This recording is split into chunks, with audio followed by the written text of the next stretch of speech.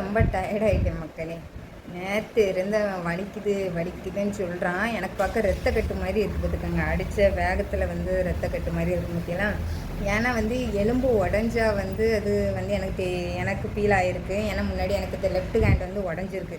இந்த ஜாயிண்ட்லேயும் இந்த மேலே மணிக்கட்டு இருக்குது பற்றியெல்லாம் அதுவுமே வந்து நல்லா நொறுங்கிட்டு பார்த்துக்கோங்க. அதுக்கு வந்து ஒரு 3 மாதம் பக்கத்தில் நான் வந்து இது போட்டிருந்தேன். எங்கள் ஊர் சைடு வந்து ஹாஸ்பிட்டல் போக மாட்டாங்க. நாட்டு வைத்தியம்னு சொல்லி இது பண்ணவங்க கெட்டுவாங்க பார்த்தீங்களா, அவங்கக்கிட்ட தான் போவோம். எங்கள் ஊர் திருநெல்வேலியில் செம்பாவிளைன்ட்டு ஒரு ஊரில் தான் நாங்கள் இதை வந்து கெட்டுவோம் பார்த்துக்கோங்க. அப்படி வந்து நான் கெட்டியிருக்கேன். இப்போ என் பையனுக்கு வந்து நார்மல் ஹேண்டு மாதிரி தான் இருக்குது, லைட்டாக வீக்கமாக இருக்குது. அது வந்து அவனுக்கு வலிக்கு தான். நேற்று டியூஷன் போகிறதுக்கு முன்னாடியே அழுதான். அதுக்கப்புறம் டியூஷன் போக வேண்டான்னு வீட்டில் வச்சுட்டேன். அதுக்கப்புறம் நைட்டு ஒரு அக்கா கூட வந்து ஐஸ் கட்டி ஒத்தடம் கொடுங்கன்னு சொன்னாங்க. அதையும் பண்ணி பார்த்தேன். எங்கள் அம்மா வந்து உப்புக்கல் போட்டு சுடு தண்ணியில் ஒத்தடம் கொடுக்க சொன்னாங்க. அதை தான் காலையில் கொடுத்துருக்கேன். அதுக்கப்புறம் மருந்து வந்து என் கைக்கு இந்த புண்ணுக்கு போடுவோம் பற்றியெல்லாம் அந்த மருந்து தான் நான் வந்து போட்டும் விட்டுருக்கேன்.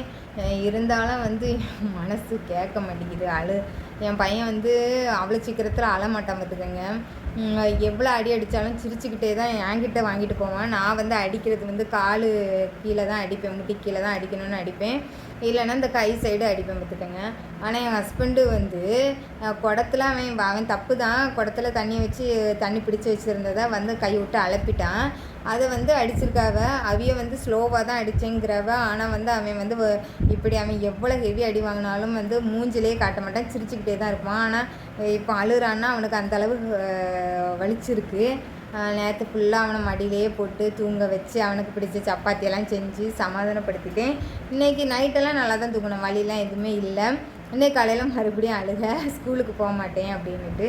பறவு வந்து சமாதானப்படுத்தி இன்றைக்கி ஒரு நாள் தான். இன்றைக்கி ஏதோ கிராஜுவேஷன் டேவாமா, எல்கேஜி யூகேஜி இந்த தொப்பி வச்சு கோட்டெல்லாம் போட்டு நம்ம காலேஜில் கொண்டாடுறதை இவங்க ஸ்கூல்லேயே கொண்டாடிடுறாங்க.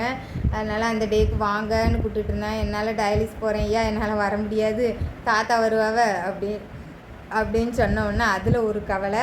அதுக்கப்புறம் வந்து இந்த கை வலி ஒரு கவலைன்ட்டு அழுதுகிட்டே போகிறேன். எனக்கு மனசு கேட்க மாட்டேங்குது. ஒரு பக்கம் எனக்கு ஒரு பயமாகவே இருக்கும், ஏதாவது எலும்பு உடஞ்சிட்டான்னு. சாயங்காலம் கம்பல்சரி ஹாஸ்பிட்டல் கூப்பிட்டு போக சொல்லியிருக்கேன்.